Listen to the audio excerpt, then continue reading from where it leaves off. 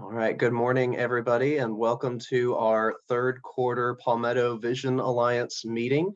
We're very excited to have everyone with us this morning for our guest speaker and also to cover some exciting new discussion points for us. We have with us today Meredith Matthews. Meredith serves as the program director for the Sisters of Charity Foundation of South Carolina. She serves in this role overseeing all elements of the foundation's grant-making strategy, framework, and processes, with particular emphasis on centering the needs of grantee partners and continuous improvement of internal systems. Meredith is responsible for research on and application of the Foundation's theoretical framework for grant making, which supports fundamental needs and breaking the cycle of poverty. She provides context to applications and funding recommendations while working alongside applicants to engage, connect with, and support them in meeting their goals. Meredith focuses on building and strengthening authentic, trusting relationships with grantee partners. We know that partnerships with funders and grant writing in particular are perennial topics for our group, where we want to learn more about what some of the current trends are in the grant making industry, as well as just what we can do as nonprofits to more thoughtfully and intentionally align our work with foundation and donor goals to create impactful partnerships that create lasting change in our community. So we're very excited for Meredith to be with us this morning. I invite you all throughout the program to put questions for Meredith in the chat, and I'll be keeping an eye on those. Meredith's going to go through a presentation with us this morning, and we will have time at the end where we will address questions from the chat. And then you can also feel free to take yourself off of mute at the end. We'll have just kind of an open forum for conversation. So that will cover the first hour of our meeting today, and then we will move into our new business. So without any further ado, Meredith, welcome, and thank you so much for being with us this morning. Awesome. Thank you so much, Daniel. All right, I'm going to resume share of my screen. All right, can everybody see the slides? And I'm going to be talking a lot through this presentation. So if you need me to increase my volume, if you could just throw it in the chat and Daniel will let me know. If you need me to slow down, anything like that. And like Daniel said, we'll have plenty of time for questions at the end. So anything you put in the chat, because I do that for myself too. Like, oh, I want to talk about this later when I need to remember it. So we'll talk about all that stuff and anything else that comes up. So we'll get into it. First of all, thank you so much for inviting me today, Daniel, and thank you all for having me. I'm excited to get to be with you all virtually this morning and talk about a topic that I think is just as important for funders and grant makers to think about as it is the nonprofit organizations that we're here to serve. But before we get into it, just a little bit about me and the Sisters of Charity Foundation of South Carolina.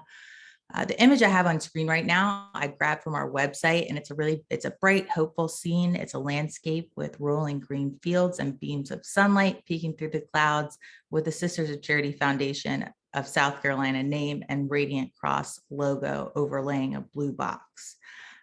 My name is Meredith Matthews. I'm a woman in my 30s. I have long light brown hair with some blonde highlights. And today I have on my, what I call my DJ headphones, large over the ear, black headphones, a black shirt and a black scarf.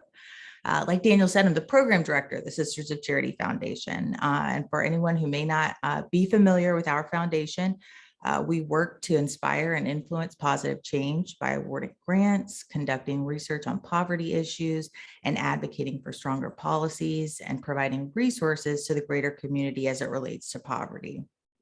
Just a little bit about where we came from. In 1996, the Sisters of Charity of St. Augustine, which is an order of Catholic sisters, sold Providence Hospital here in Columbia. And from that sale, an endowment was created and the foundation was formed with the charge to serve people experiencing poverty in South Carolina. So for over 25 years, the foundation has honored this charge by awarding over $81 million in grant funding to over 3,100 nonprofit organizations in South Carolina. I've worked at the foundation for almost 7 years, and my current title is program director. And like Daniel said, my role is in all things grants. So from creating and leading our grant making strategy to working closely with our grantee partners. You may find me frequently, I say may, definitely, many days doing tech support in the grants portal for applicants and everything in between. So when I talked with Daniel about the focus for this presentation, he had some really good ideas that align with questions that we get a lot, namely how to effectively engage with funders. People want to know, what do we do to get a grant and keep getting a grant, right? So my disclaimer first, if there is a magic formula that will work with all funders, then I don't know it, and I'm sorry, and we can all go home, meeting adjourned. Just kidding. But while I can't speak for all funders, I can tell you how we operate at the Sisters of Charity Foundation and what we see makes an effective relationship. So what I'm going to talk today about is centering trust, honesty, and authenticity in funder and nonprofit relationships.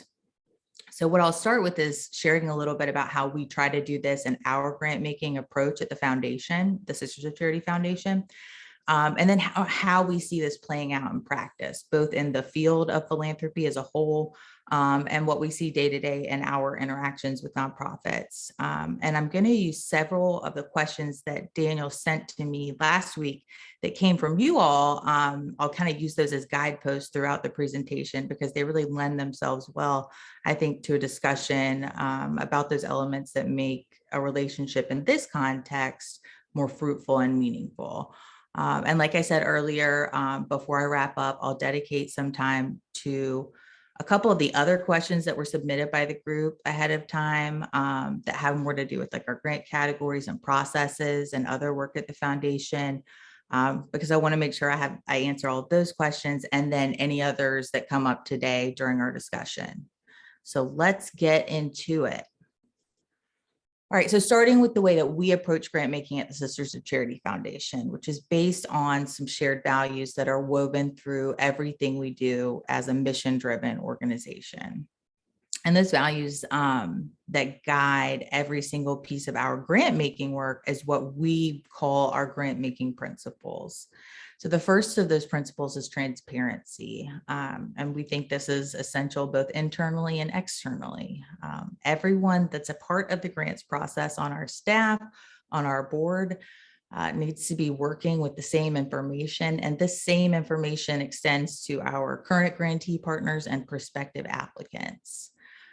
So the clarity and honesty that underpins that transparency, I think, naturally flows into our next principle, which is trust. And so we begin with trust as that sort of unconditional positive regard, right? So we know that's crucial in creating a dynamic with applicants and grantee partners that's based on the fact that we believe that they are the experts in this work and we trust their expertise and ability to do their work well. And it's important that we acknowledge that that trust is reciprocal and it's shared, right? Because we want to be at the foundation, we want to be worthy of that trust and demonstrate through our actions that we're a trustworthy partner to the organizations that we serve. So for us at the foundation to truly foster relationships that are authentic and based in mutual trust, we also want to lead with that third principle, which is humility, because we know that there is an inherent power differential that exists in philanthropy, and we want to be mindful of this fact and how it shapes our role in this process so that we don't perpetuate those problems that we purport to address, right? And our proximity to resources, just, by me being an employee of a foundation, it does not elevate my value or my position. We believe that we are simply stewards of those resources and partners with organizations that are doing the work. And we acknowledge the proximity of nonprofits to community because people closest to the issues are the most knowledgeable about the solutions. and we honor their expertise and experience. And our last principle is really centered on value alignment, because again, we know that doing mission-driven work effectively begins with those shared values. And the core values at the Sisters of Charity Foundation, which are compassion, justice, courage, respect, and collaboration, as well as the values of diversity, equity, inclusion, and belonging, give us a really clear guide of how we operate, or as I like to unofficially call it, the vibe we're trying to cultivate, right?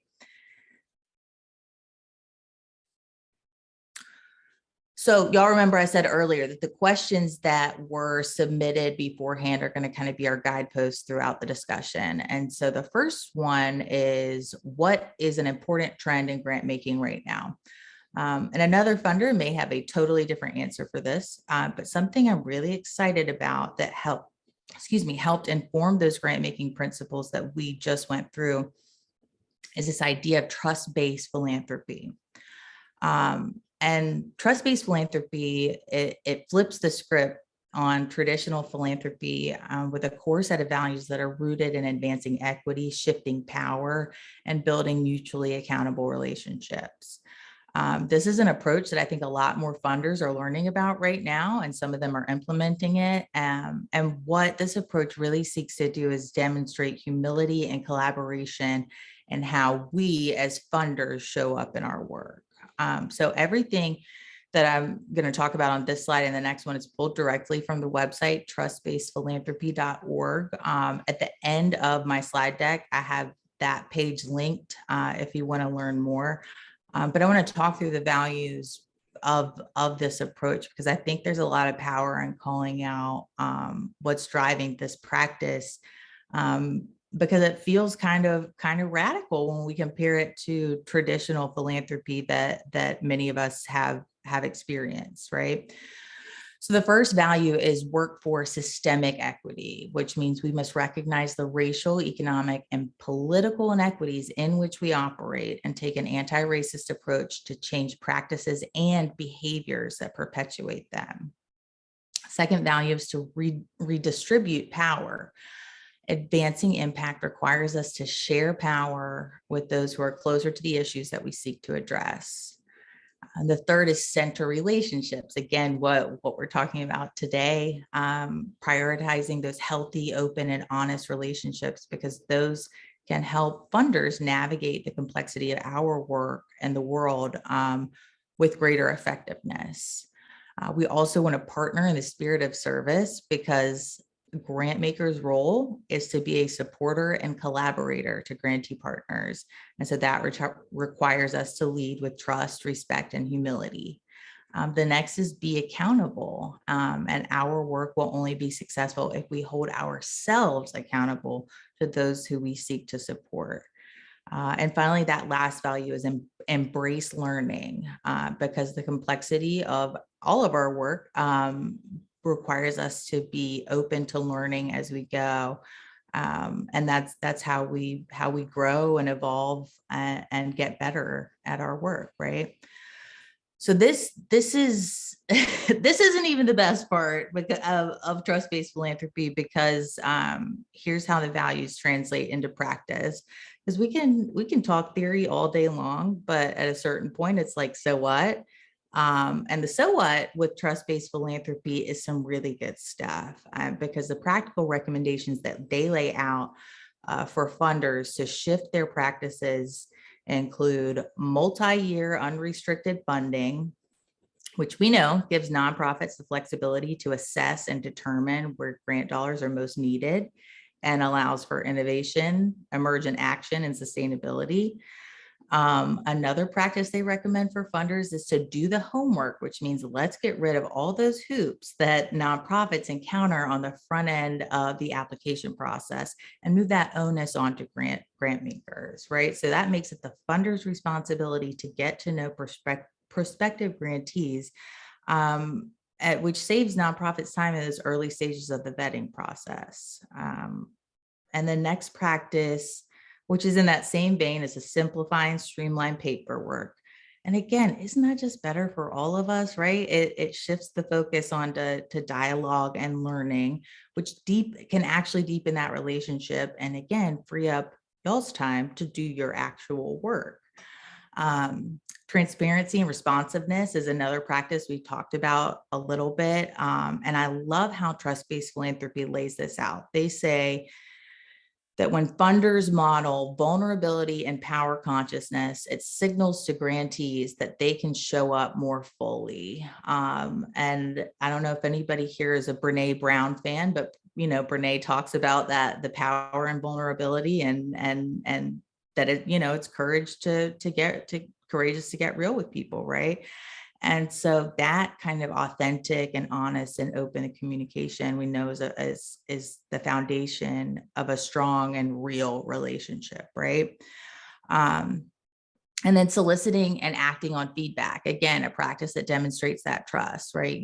Y'all are the experts, so help us help you better. And the last practice is offering support beyond the grant, which we know not only deepens the relationship, but it adds value to the grant, like a grant check, in a way that I think is not really always easy to quantify.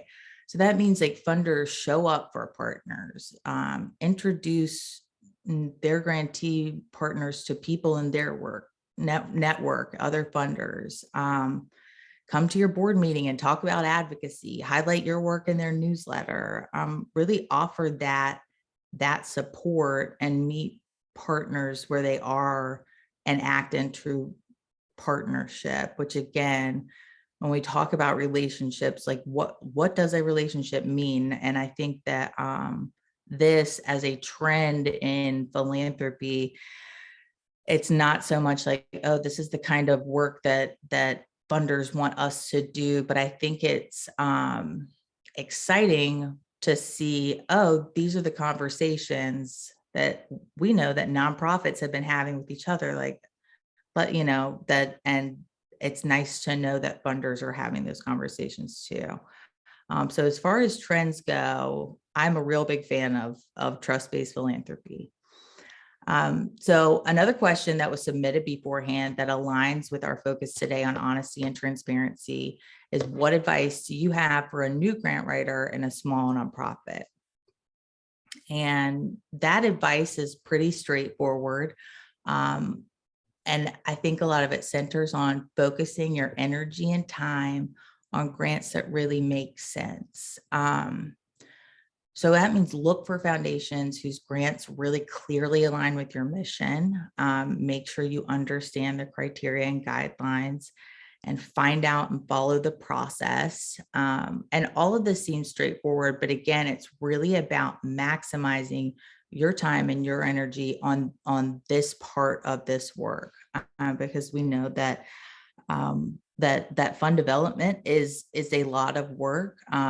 But it's just a part of the work. It's essential to keep things going, but really finding that balance and maximizing your time, because it's valuable.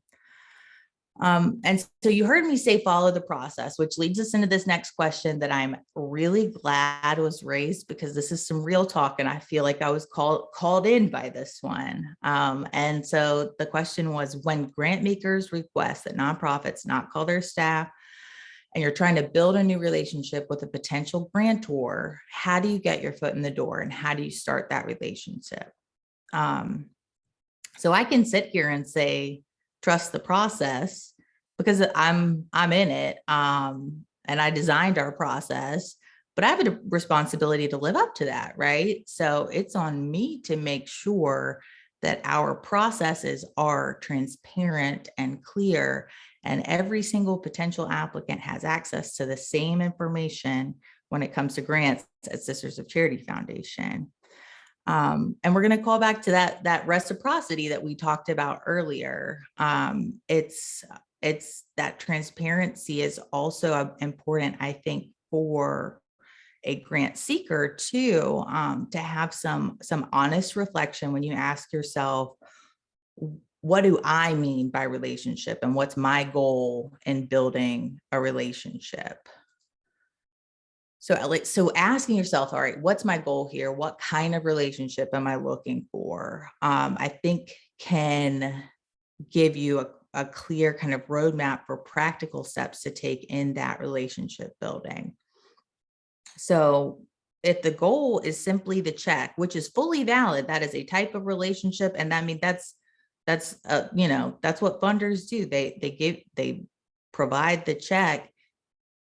That again, that's totally valid. Then the step you take for that is super simple, and that's follow the foundations process.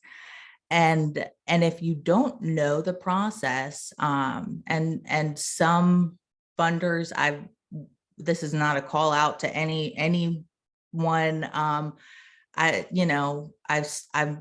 I wonder too why that process is not clear, why it seems like, okay, I see they have a website, and they give grants, but how do you get one, right? That's when asking your peers who have applied there is important. Asking another funder maybe that you work with, hey, this foundation, I know that they also fund in South Carolina. I can't get a hold of them. What do you know what their process is? And have your current funders work for you, with you, right? And if your relationship goal is more about engagement with one another's work, then I think some easy ways to start that relationship is, sign up for the foundation's newsletter, follow them on social media, sign them up for your newsletter. If a foundation offers webinars or workshops or leads coalitions, reach out and sign up and learn more and take the steps to engage in that way. And like we talked about before, you all at nonprofits, y'all are the experts in your work, and you have knowledge to share. So your relationship goal could be more like a thought partnership. So let's say you're part of a coalition doing advocacy work, or your organization conducted research that you think that this foundation should know about, that foundation can learn from it, or their partners would benefit from it. Then share that knowledge. So, hey, this was a charity foundation. Here's this research we just did. We're presenting it on Zoom on this day. I'd love if you join us. Happy to set up a time to talk after if you have any questions. And things like that. Those simple, just simple steps to kind of begin those relationships, depending on the kind of relationship you want. And so that's for foundations that are new to you, right? Ones that you're not being currently funded by. But what about some ways to authentically engage with your current funders? And my best advice is to ask. Again, let's have that authentic communication. It doesn't have to be a game. You don't have to wonder. Ask people how they want to engage with you. Can we add you to our email list? Do you ever do site visits? We have events. We'd love you to come. Is that something you'll do? And the same goes for funders. That's something that I learned from one of my colleagues, is to say, hey, this is how we typically engage with folks. This is what you can expect from us. I'll reach out at this time. I'll send you this report. This is what you can expect. How would you like to engage with us beyond that? And some people, it's like that's enough. That's plenty, which again, all good. And some people want to say, oh, well, I'd actually love to talk to you about this thing, or be introduced to this other funder. And I think if we're just honest with one another and ask, then we get a lot of information that way, right? And I also want to highlight communication as a key part of that healthy relationship, both proactively and consistently. And this is just kind of basic, like checklist stuff, right? So if your fund development person leaves, or there's a new executive director starting next month, then reach out to your funders and let them know, and make that relationship handoff, make that introduction. And just as an aside, it's always a good practice for all of us to have make sure information doesn't live with just one person. And so that multiple people in your organization have access to an up-to-date list of funders and their contact info and the due dates for applications and the report requirements, so that you can keep that relationship consistent. And communicating proactively also helps deepen that relationship, right? So like if there's an abrupt leadership change, or maybe the project you got funded for is just not going how you anticipated, that stuff is stressful. And if you're working with a funder who's operating from those trust-based principles, like we talked through, then they can be a resource for you. So that conversation, from my point of view, is like, okay, so I'm here. What do you need? How can I support you?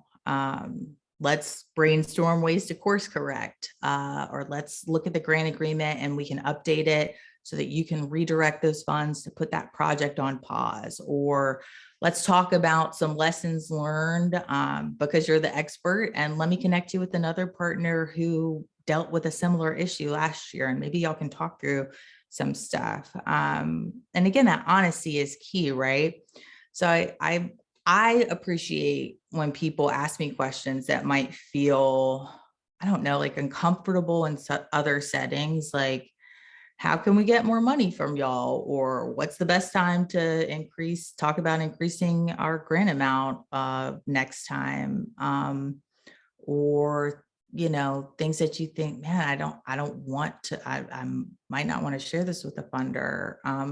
Questions come up like, hey, it looks like we might have funding left over from this grant after the 12-month grant period, but I don't want to jeopardize our next grant application. What should we do? And I think all those conversations are useful and practical, and coming from a place of honesty then allows us to build that trust and authentic relationship when we're working together, which is what it's all about, right?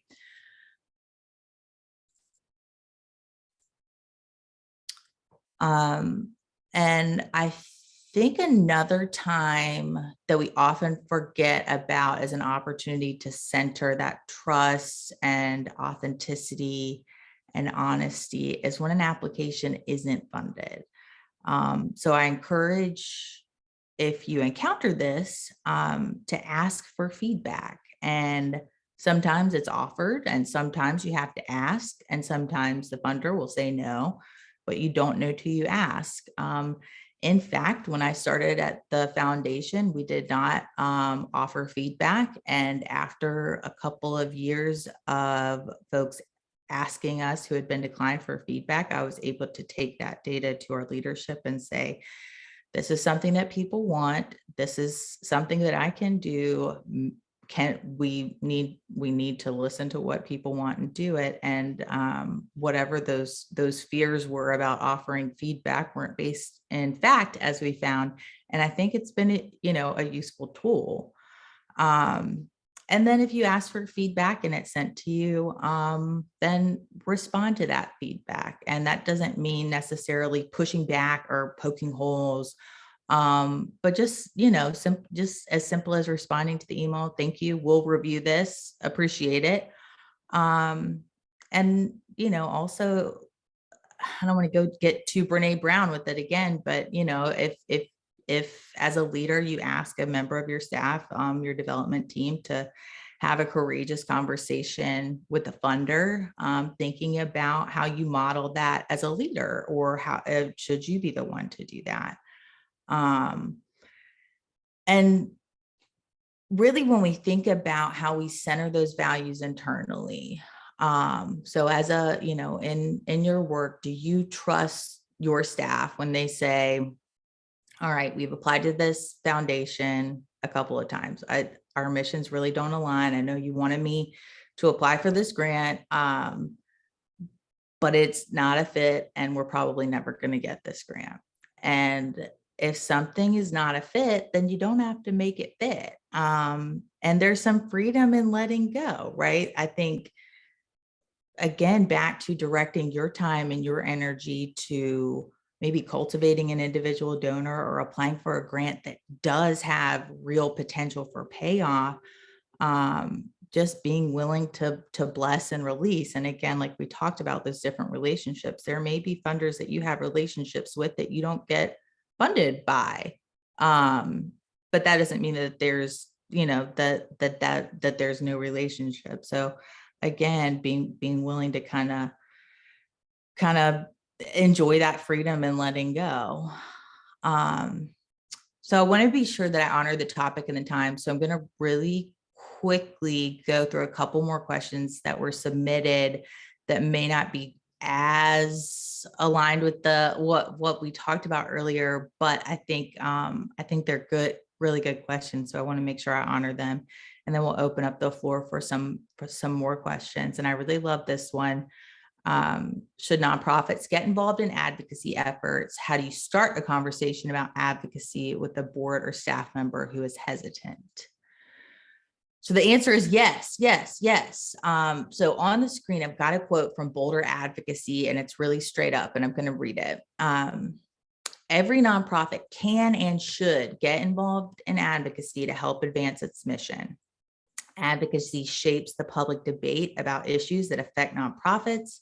It's the number one way nonprofits can focus attention on the issues they care about and bring about real change for the people they serve.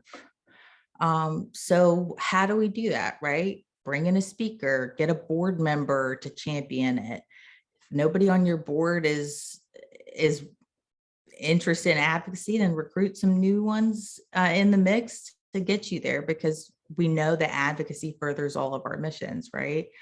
And Boulder Advocacy is an amazing resource. In fact, Natalie from Boulder Advocacy came and spoke to our board at the foundation a couple months ago, and it was awesome. Their website is also, I've got that on the last slide in my slide deck. So you'll have that linked, but it's a really good place for any nonprofit, dipping their toe into advocacy or saying we want to, enhance our advocacy, because they offer really practical and accessible tools to help nonprofits kind of understand what advocacy is, how to get that conversation started internally, all of the legal information about your, nonprofit capabilities when it comes to lobbying versus advocacy, and guides to assess kind of your current capacity and tools to get you where you want to go. So I'm a huge fan of Boulder Advocacy. And really quick, what grant opportunities exist at the Sisters of Charity Foundation? And I won't spend a ton of time on this because there's not any opportunities that are coming up, soon or anything. So there's not much of too much of a sense of urgency. But again, when I share these slides with you all later, then you'll have this on hand. So like I said earlier, we provide nonprofit organizations grants, and it's for organizations that are working to reduce poverty in South Carolina. And we all know that poverty touches every aspect of a person's life.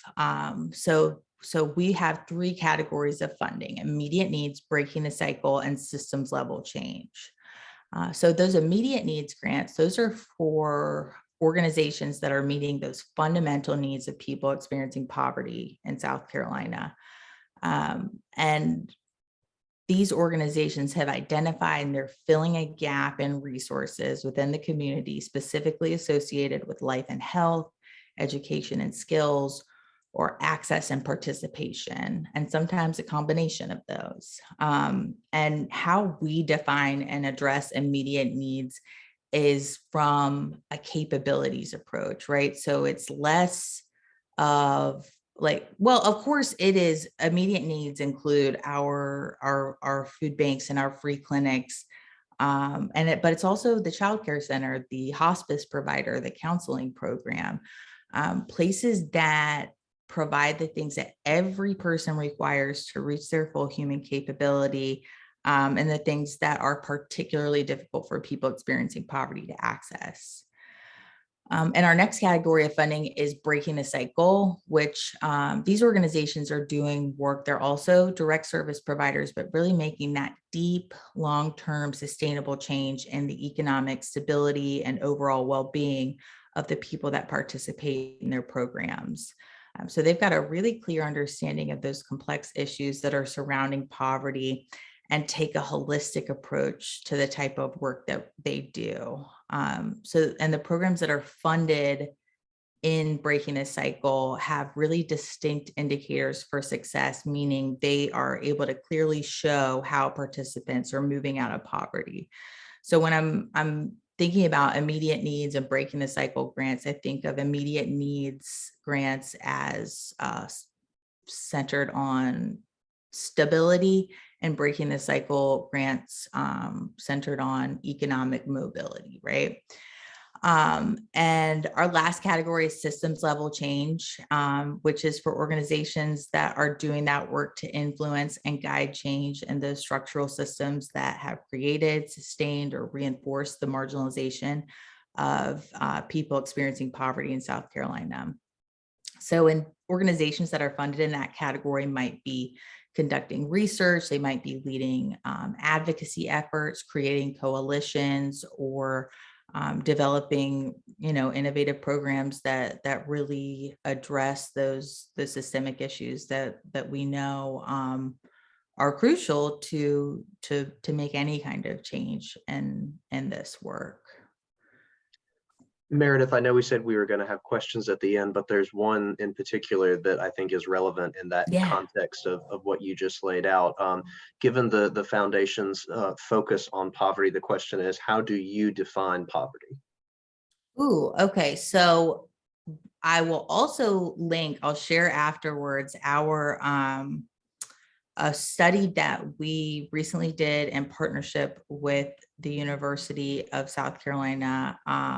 And it's, I don't want to, I want to honor that study. And now my mind is blanking, which is like, oh, Meredith Matthews, can you not define poverty? But for the Sisters of Charity Foundation, there's several, several elements when we're talking about poverty and looking at it from that biopsychosocial model. So it's not, and really on the systemic issues, if that makes sense. But those measures aren't just related to federal standards for income, but also including things like self-sufficiency standard that our United Ways bring out. So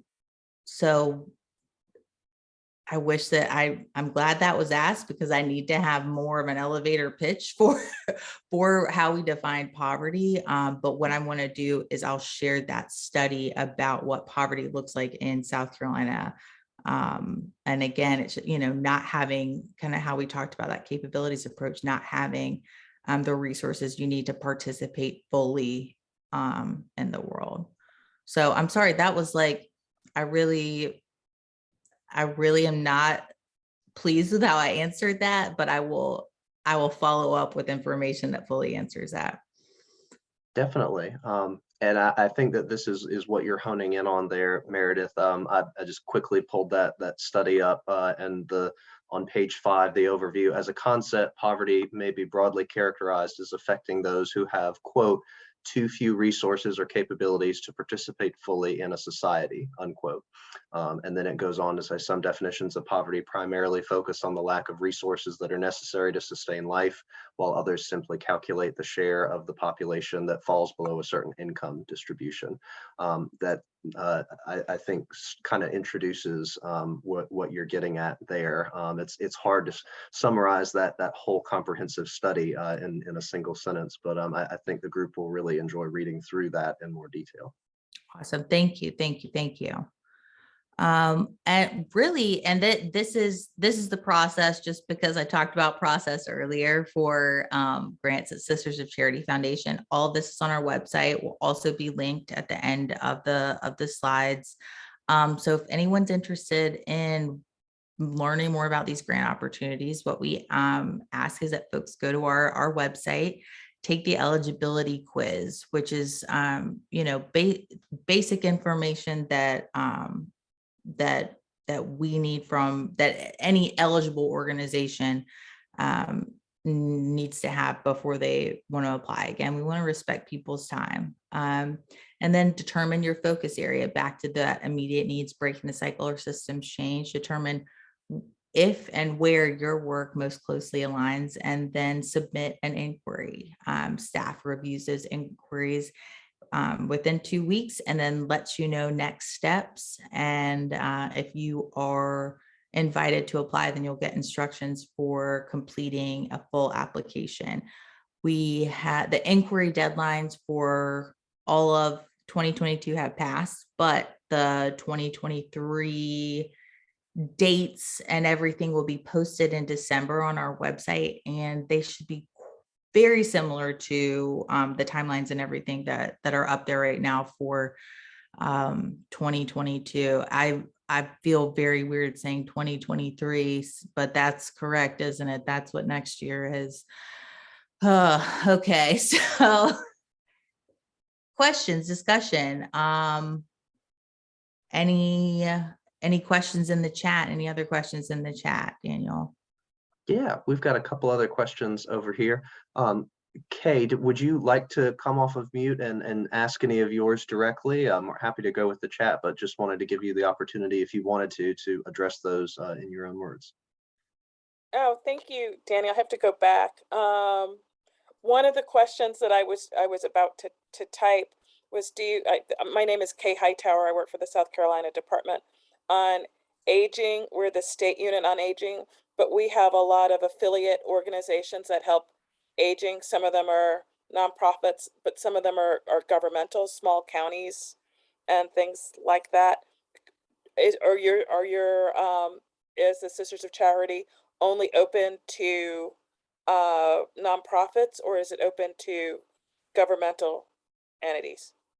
Great question. So yes, nonprofits for us doesn't have to just be a 501c3, right? So there are sometimes that we will accept applications from schools, school districts, government organizations. So yes, to all of that. It's mission alignment is crucial. But yes, those opportunities are available for organizations that are not necessarily nonprofit as we might traditionally define. Great. And then I had another question. I was curious about the feedback, which is I think it's so important, particularly for smaller nonprofits and smaller governmental entities. Have you seen the quality of the applications improve? Has that been helpful? What's the feedback you've gotten on the feedback? So, okay, excellent question. So sometimes we don't get any feedback on the feedback, which is why I kind of pointed out it just respond, because I get sometimes it might not be some folks might disagree with it, and I don't know. Sometimes I don't hear back. So sometimes I don't get feedback at all. And then sometimes we will see in the next application that those opportunities for improvement were addressed. And I can think of several instances where an organization received feedback once, maybe twice after being declined. And then their next application was right where it needed to be to get that funding. So the feedback on the feedback is a mixed bag, but I have definitely seen improvement in lots of instances. So good question. Thanks. Oh, and here's my last question is, you had mentioned advocacy. You alluded to it, but I'd be interested in your definition of advocacy versus lobbying. Your definitions for those. Sure. So, and that I would lean more on my teammate, China A. Phillips, who leads our policy and advocacy work, and Boulder advocacy as well. Like because that definition comes up a lot. And I think that is what maybe makes folks a little bit nervous to engage in advocacy, is not having clear understanding between the two. And I don't want to misspeak, so I'm going to direct that to Boulder Advocacy. But also, when, as a point, nonprofits can engage in lobbying just at a certain amount.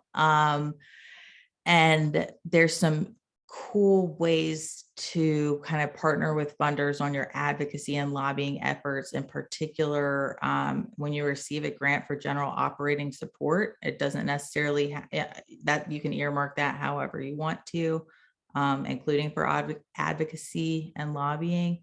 But I want to review that answer from Boulder Advocacy, because I don't want to get it wrong.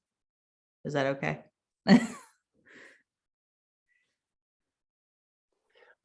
Thank you. And your presentation was superb. Thank you very much. Thank you so much, Kay. I appreciate that. I was very nervous this morning, so I really appreciate that.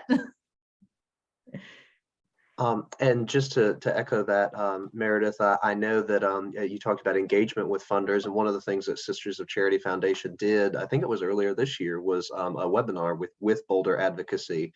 I think that the recording of that is available, so that's an additional resource that we can include when we send the follow-up from today's material, is that webinar link. That had a lot of really helpful information, Kay, to your point about, the nuances between, what's advocacy, what's lobbying, what can nonprofits do, what can't they do. The folks at Boulder Advocacy did a great job in that program at getting really specific, really clear, really concrete, at finding where that line is and when and how you might choose to approach it or cross it. So. Mm-hmm. Awesome. Meredith, there's another question that we've got here. Do you do pre-proposal workshops prior to grant application deadlines? That's not something that we've done before, but I definitely think that there's value in it. There's things that, because we're a small staff, and serve organizations in all 46 counties of South Carolina, that I think now that virtual meetings are much more ubiquitous, things that maybe we could revisit and consider doing, like you said, those workshops on the front end. I have in the past done recordings of videos of kind of what makes a strong inquiry and what makes a strong application. And I will see if we've got a recording of the most recent one of those, that, it's not a workshop exactly, but does give some kind of static information about what makes a strong inquiry and strong application. So I'll look, and if I've got a recording of that, I'll share that as well. Awesome. That would be great. Thank you. I don't see any other questions in the chat. Would anybody like to come off of mute and ask any questions?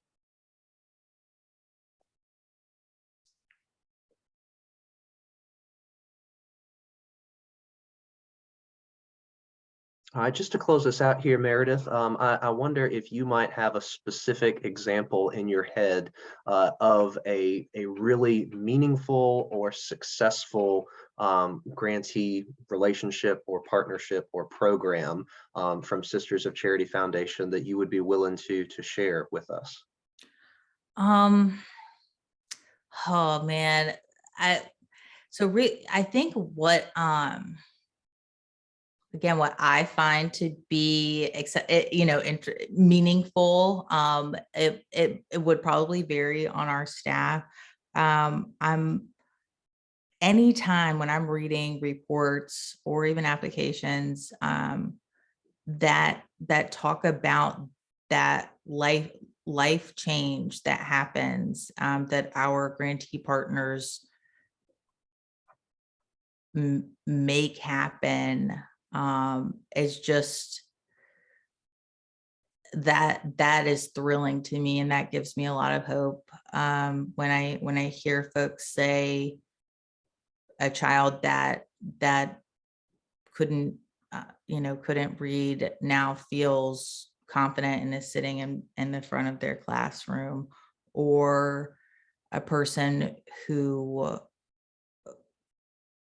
is a returning citizen, returning from being incarcerated, is now owns their own business, or is able to have a relationship with their family.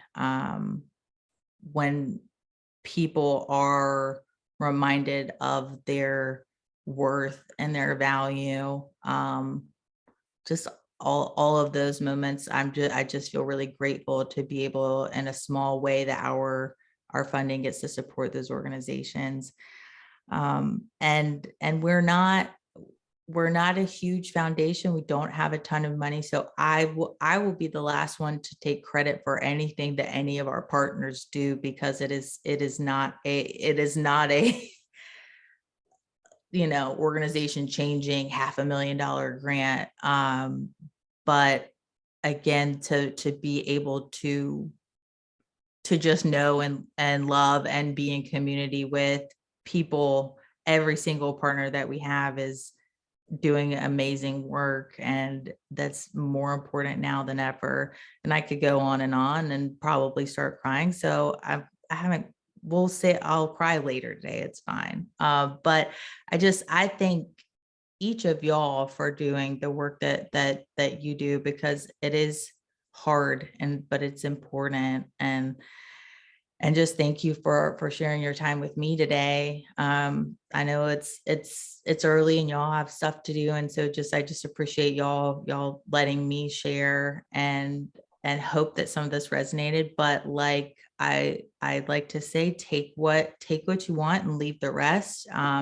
And if it's only one or two things, awesome. If it's nothing, I'm so sorry, but I hope it's something. And I'll share these slides with Daniel, but if any questions come up, happy to answer and to chat and talk through anything further. But thank you all again for having me. I really, really appreciate it. Awesome. Well, thank you, Meredith, and please don't sell yourself short. You and the Sisters of Charity Foundation are doing important work in South Carolina. You're doing it thoughtfully and intentionally, and we always appreciate the chance to connect with funders and partners like yourself that are in the trenches with us to make our communities and make our state a better and brighter place to live. So thank you so much for your time and for your amazing presentation. We really appreciate you being with us this morning, and look forward to keeping in touch as we move forward. So perfect. Thank you so much. Yeah. All right, y'all have a good rest of the day. Yeah, I was going to say, you're welcome to stay for our last half hour if you want, but you are also off the hook if you need to get on to your next meeting. So I would love to, but I do have to get to the next one. I have another presentation later today, but I thank y'all so much. Hope you have a great rest of the meeting. I'm going to make sure that when I leave that I don't end the meeting for everyone. So I should still be a co-host, so you should be good. Yeah. Okay. All right, great. Thanks so much. Bye, y'all. Yeah. Thank you, Meredith. Take care. All right. Thank you all so much for participating in that. I hope that you're finding these programs helpful. We try to be responsive to the feedback that we received from the group with the topics and with the speakers that we lined up for this year. So we continue to ask for that honest and candid feedback. You all are giving up an hour and a half of your time to be on these meetings and to listen to these recordings after the fact. So please let us know. Please reach out anytime if you have suggestions for other topics. We had intended to have a perspective from a civic leader who is blind and visually impaired about being differently abled and perfectly capable. And unfortunately, due to some health issues, she had to postpone that presentation that was scheduled for earlier in the year. But our hope and our goal right now is to get Dr. Mary Sedgwick back for our keynote speaker at our next meeting, which will be Wednesday, October the 19th at 9 a.m. And we will keep that on the books. I wanted to open up just for some conversation about that. We've had presentations from funders the last 2 sessions, and we have this one coming up in October. What other topics or speakers would you all like to hear from as we start to look at our 2023 schedule?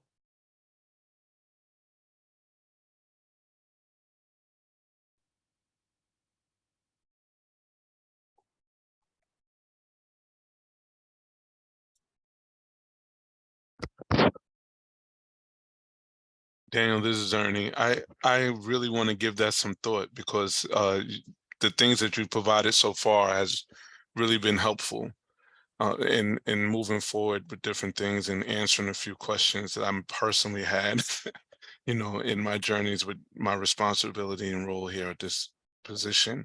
So I kind of want to think about that and maybe send you an email once that kind of all comes together in my head. Yeah, absolutely.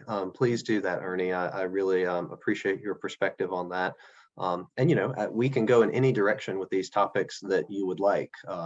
So there's the sky's the limit as far as what we can do. So would love to hear more from you. Any other thoughts that come to mind? What speaker would enthusiastically get you out of bed in the morning to jump on an hour and a half, 9 a.m. Virtual meeting?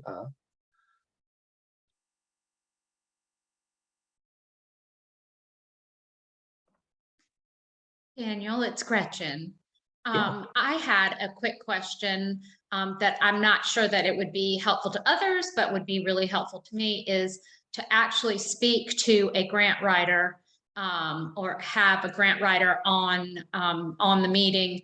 Not as much to, I think we all are probably very familiar with our programs and the ability to communicate what we do, but my issue sometimes has been in reporting failure, because I can write a beautiful grant about the dream that I have for what's going to happen, but sometimes it doesn't turn out, and then I sweat for months trying to figure out how am I going to tell them that I've just completely screwed this up. It just hasn't happened the way I thought it would happen, and you always are afraid that it's going to end your funding completely. And it doesn't happen often, but when it does, it's such a horrifying experience. To have somebody maybe give some guidance on that would be awesome.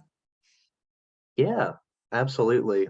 Gretchen, I think we have all been there. I'm recounting a situation myself in my last job where I had to deliver some very bad news to one of our biggest funders. And thankfully, through the process and through the graciousness of the funder, it actually strengthened our relationship on the other side of it. But yeah, I think it would be helpful to get some firsthand accounts of that. That's really helpful, Gretchen. Thank you. Gretchen's comment made me think too. One of the things that we learn or trying to learn and improve on is measuring those soft goals. It's one thing to say we have X number of donors. It's one thing to say we provide X number of hours of training and independent living to consumers with vision loss. But how do we measure did we change their lives? Did, that softer, and it's harder, and that's so powerful and meaningful when it comes to writing grants and for valuing is my staff what we're doing matter, but I would love additional training on developing tools and tracking and measuring those softer programmatic goals. Yeah. Thank you, Jeannie. That's very helpful. And I think that's something that we're all asking ourselves on a daily basis is, how can I quantify this? How can I measure this? How can I report this? That's really helpful. I really love that. That's amazing. Can I mention something if you don't mind? Please do. So that is a great question that Jeannie had. And I just want to let you know what we do here, because that's actually my department. We create a lot of video explainers.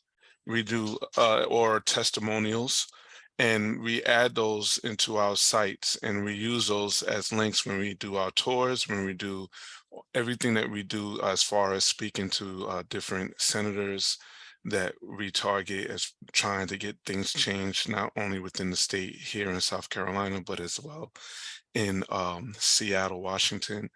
And that really works. People's stories and things like that is really a like a game changer as far as being able to get the attention of those officials and the other people that's potential donors and being able to get things moved quicker. And I hope that I understood the question that she asked, and that's helpful what I just mentioned.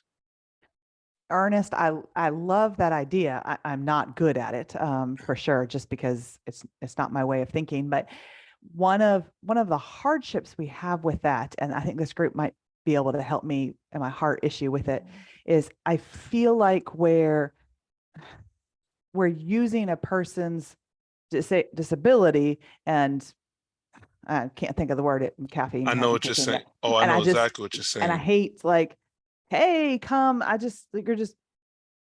hate the sensitivity of it. How do you navigate that? So it's a very fine line. And let me tell you, for someone who has a visual impairment, I never want to be used in a way where people feel sad for me because I don't live that type of life. But at the same time, when you are presenting information to someone, you are telling them the great things that you're doing and how you're empowering individuals. And I believe that when you get the testimonials of people that are being empowered through the works that you're doing and the empowerment that the staff feels of what they're doing for those clients, that is the way that you actually target and celebrate, you know, those goals and achievements. And it is a fine line. And believe me, I'm big on that because I've turned down a lot of interviews that people wanted to do with me personally because I've had a really interesting story in my life, but I didn't feel like if it was something that was empowering, I didn't want to be part of it. Absolutely. That's so important for us to find that balance to ethically tell the stories of the individuals whose lives we're impacting while elevating the worth and the dignity of those individuals. Absolutely. So that's just the way you do. You just create a treatment about how you want to target that, and then you find people who has great stories, like that were veterans, people who are maybe entrepreneurs, and these things happen and they didn't give up. They want to continue move forward to better their lives and their families and so on and so forth, and have a sense of independence. I think those are really key things to kind of concentrate on when you are communicating a story with someone, so they're not so the recipient of the story is not feeling bad, but they're feeling encouraged that someone who has these disabilities are still moving and having a good way of life. I would support what Ernest is saying, Daniel. We just have to avoid I'm also a person with a disability, Ernest. You can't see it through the screen, even if you were able to see me. But yeah, you just have to stay away from anything that's inspiration porn, which is where we objectify people with disabilities to make money and profit from that. So you want to be really careful of that. And we want to make sure that you want to do, and this is the only time we would ever say this, but what you're trying to do is normalize disability in the sense that you're showing people with disabilities finding success in areas of life as old people do. And not being like, oh, look at Dory, she got this incredible job and it's all about my disability, because what that does is that's inspiration porn, and that objectifies us and then makes bigger barriers for people with disabilities to have to climb over to achieve success. And that's not what we want to do. So we probably have to come up with criteria, Daniel, to do that, just to make sure, because everybody's always well-intentioned, but sometimes how it can turn out is not what you're expecting, and then the public views it in a totally different way than what we intended them to view it as. And just making sure of that, because I think what Ernest was getting at is none of us want to be tokenized and then Absolutely. utilized as that way, and that can happen. Even when people are well intentioned, it can happen. So it's just really, there's that like fine line between that and making sure that the person is talking about concrete things that other people would talk about finding success in. So this is Jeannie again. I'd love to have a longer conversation and maybe a presentation on both the technical side of how you do clips. Do you do 30-second, 60-second, like the video clip, but also how do you find that line in terms of the criteria that Dory's, fleshing out? I'd love to hear from either more from this group or from experts. So, and I've been in the world of visual disabilities for 30 years. I know one snippet of something, but I'm not visually, I don't have vision loss myself. So maybe I have some blind spots. So I'd love to flesh out some more of that. That was not a pun. I did not mean that to come out that way. Sorry. Daniel, I'm wondering too, if we, just so I don't lose my thought, Gretchen, that we also maybe need to do something on the accessibility of advertising too, because that's a component that's lost a whole lot, that a lot of people put stuff up on social media, on websites, and it's not accessible for, when you consider 1 in 3 South Carolinians currently has a disability, according to the CDC. That's a lot of folks. And there's a lot of folks you can miss because there are different accessibility components that need to be put into play to make sure too. I could see them kind of going side by side. So you're talking about both levels of this. To Daniel, maybe we could also reach out to Mary Alex and our team that does a lot of PR and accessibility of advertising and what that looks like, and they might have ideas too, whether them or other people too you could contact. There you Absolutely. go, Gretchen. There's I just didn't almost want to like lose my thought with my disability. Thanks. That's good, Dory. It's almost 2 tracks. We need to have a philosophical conversation and then a practical conversation as well. And those might be one and the same, but they might be separate conversations too, just depending on how much we get into them. So that's really helpful. Yeah. Gretchen, I know you've got something. Yeah. Yes, it was, while I do love the idea of stories and we do tell some of our stories very carefully, I don't want to lose the other part of Jeannie's point, which was the reporting, the soft issues, because that I feel like is something that is more black and white and less likely to, it's easier to navigate, I think, perhaps, than the testimonial, if we could figure out how to do that. Yeah. And Gretchen, this is Jeannie again. My original question dealt with the grants. Grants ask you for a X percentage of, success rate and how do you then define your program goals? Well, you got to define your program goals based on your evaluation data. Well, that's really hard if you can't measure those soft developments. So yes, you still need a spreadsheet and you still need to measure some stuff. I need assistance.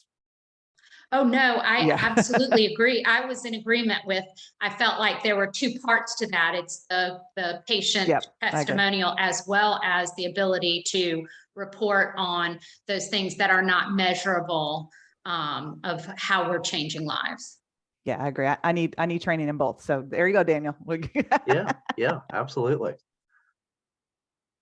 This is very helpful. I appreciate the conversation and the input on this. And I don't want to leave out what's in the chat as well. Kay is talking about assistive technology for the visually impaired. And I think that there might be an opportunity as we look at the structure of these meetings moving forward to maybe give some of our members an opportunity for like a 15-minute infomercial on your organization, because I know, Jeannie, you're working a lot in that field of assistive technology. And while Dr. Page has retired and we're looking for a new contact at the South Carolina Assistive Technology Program, they're still engaged, they're still involved, and they're going to keep participating moving forward. So I think there's a lot of resources we could tap into just within our group to also elevate, what you all are doing in the trenches each day as well.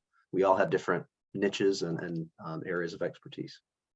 Daniel, you might want to reach out to them, because I was at a meeting last week and they said they have someone new now. So Okay, you great. might want to reach out. I can't remember the name, but they said they have someone in place now. Perfect. Thank you for that, Dory. I'll connect with them today and make sure we get them folded into our communications moving forward.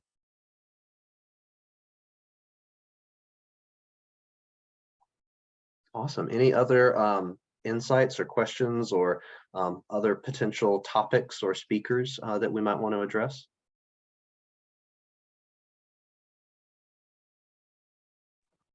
I hate to be a pain, and Daniel knows this problem that I keep asking help for, but I'm going to just say it again, is the issue of diabetic retinopathy and treatment, because we have, eyes are not my main focus. I do healthcare as a whole, and, taking care of folks with vision issues has been kind of a new foray for the Smith Clinic. And as we've gotten deeper into it, we've found, amazing resources to help with things like cataracts or laser surgery, or things that are kind of immediate help. But it's almost, well, no, it's not almost, it is completely impossible, as far as I can see, to find someone that can help with this diabetic retinopathy. I mean, these folks are going blind, and it's so expensive to treat that no one really wants to tackle it. And so we end up using a lot of money to do that for few folks. And that takes away from our ability to do the daily work of getting folks an eye exam and glasses. So I know that this is like a huge issue that I'm not expecting an answer for at this moment, but Lord, if y'all have any ideas, I would love to hear them.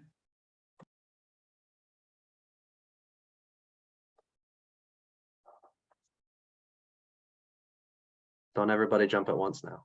On a personal level, I think that would be great. I have family members who have had that from juvenile diabetes, so I think that'd be great.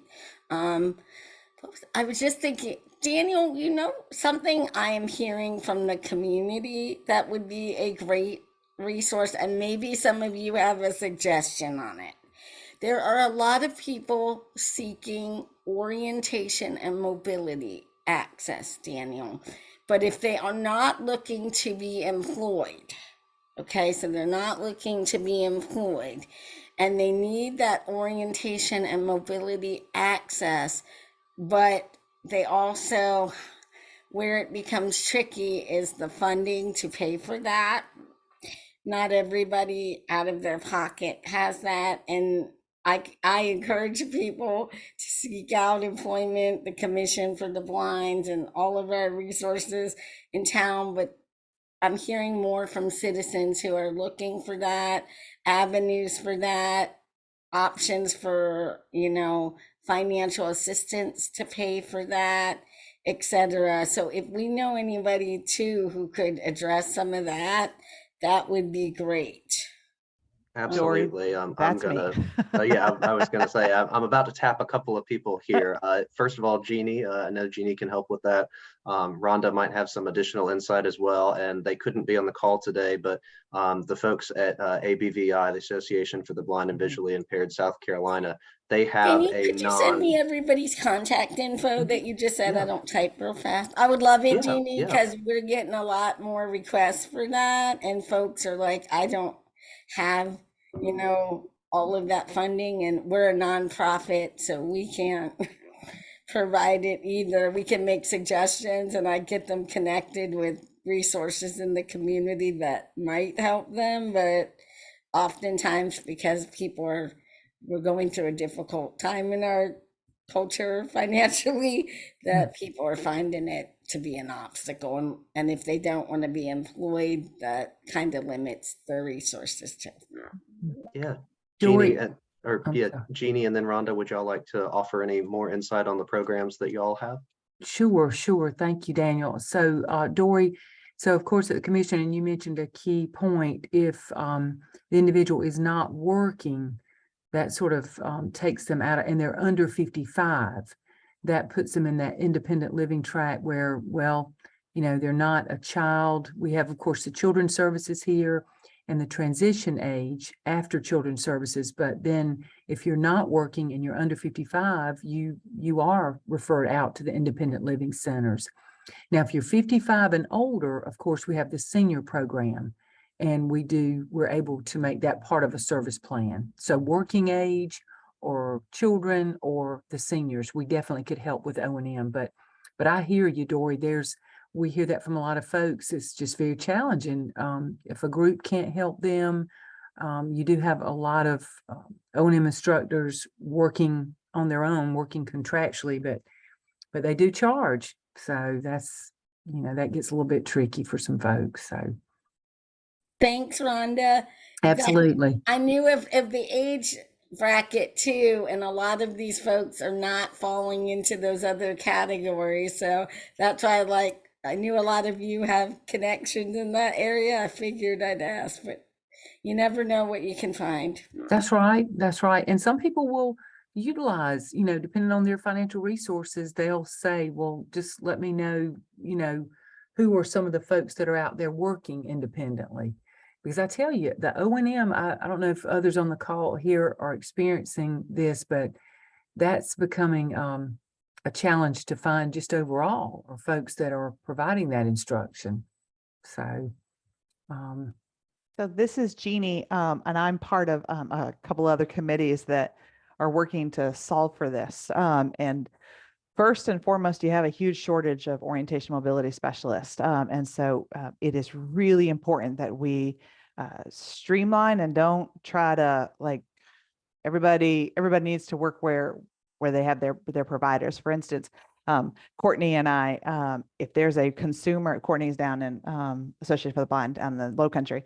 If there's consumers that are down and within her reach, we send the consumers there. I'm not even attempting to hire an orientation mobility specialist for that region because we have bare areas elsewhere.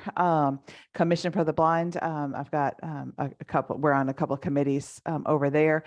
They're sending their deaf blind consumers who need distance technology to us, and the consumers that don't want employment that are sitting between those ages of 21 and 55. We're trying. As a nonprofit, we raise a lot of money, or relative to a lot. There's always more need, but we raise money to offset those costs so that a consumer only has to pay a very small amount for their instruction and don't have to pay mileage and travel costs, et cetera. We have donations that offset all of that, but I can only send somebody where I've got them geographically located. If you know of an orientation mobility specialist that lives in Lake City, I am hiring. I am desperate. But you know, where I've got O&M staff and I've got donations, I will happily offset costs as much as possible. But we have people in very rural communities where I just don't have a provider. So. You touched on it, Jeannie, two of the big things, and Rhonda, that we have less instructors and then people who are in rural areas, and they're just, that's where I'm finding a lot of difficulty. And then the third, people financially can't afford, and I get it, people have to make a living, so I get that. It's just that the folks needing it are, you know, maybe on financial assistance and they can't afford, or on benefits. Yeah, and that's where the donations and the scholarships, we are grateful for so many donors that are willing to give to just that, because our organization is largely motivated to provide for people with technology training and O&M skills who couldn't otherwise afford something. Awesome. Dory, what I will do today, I will send you and make sure that you've got the email and phone numbers for Jeannie, for Rhonda, and for I'll send you Brooks Harkin down at Association for the Blind and Visually Impaired. She's the program director down there. And make sure that you've got that information so that you can And reach I out. put mine in the chat too, so if you needed it again, or Jeannie or Rhonda needed it, it's in there. That would be great, Daniel. I mean, if I can find some people, some alternatives, or at least try, because I've given some and they're just like, well, A, I can't afford that, or B, if they're not in my area because I live in rural South Carolina. Yeah, yeah, definitely. I wanted to spend a little bit of time just throwing out the idea of World Sight Day this year. It's on Thursday, October the 13th. I wasn't sure if anybody on the call already had plans for events that day that we can amplify, that we can help promote and get the word out about, or if there's any interest in doing some kind of collaborative or some kind of other event if it's not already in the works or on the calendar.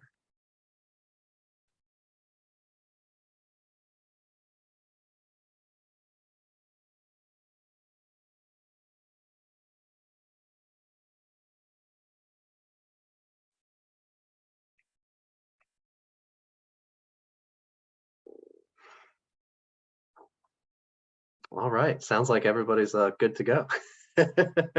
No, that's fine. I think we at LVS, we've done some World Sight Day events in the past. Last year we got a governor's proclamation for World Sight Day and had a nice presentation with that. We're probably just going to do something simple that week ourselves. Wynn and I are actually going to be out of state. We're going to be at the North Carolina Blind and Visually Impaired fishing tournament hosted by the Lions of North Carolina on the Outer Banks that week. So I'll have to find time, I guess that Wednesday for this meeting, for the Palmetto Vision Alliance meeting that we'll have going on there. But yeah, I think to the extent that we can amplify what we're doing, I try to follow what everyone's doing on social media. So I think just to the extent that we can make it a public awareness opportunity and promote vision and eye health on that day, I think that'll be good. Prevent Blindness does a lot at a national level as well, and they usually have some good and easily shareable resources. That's what I was going to ask. I wanted to make sure that, maybe we could all have a similar post or the same post that we could all send, put out at the same time. That would be more impactful. Yeah. Facebook, Instagram, LinkedIn kind of thing, with a little bit of information along with it, not too much because people don't read past the first 2 lines. Yeah. Definitely. I'd be up for that if y'all would like for us to provide just some short, sweet, and simple branded material that we could send out. I'm happy to do that. That would be great.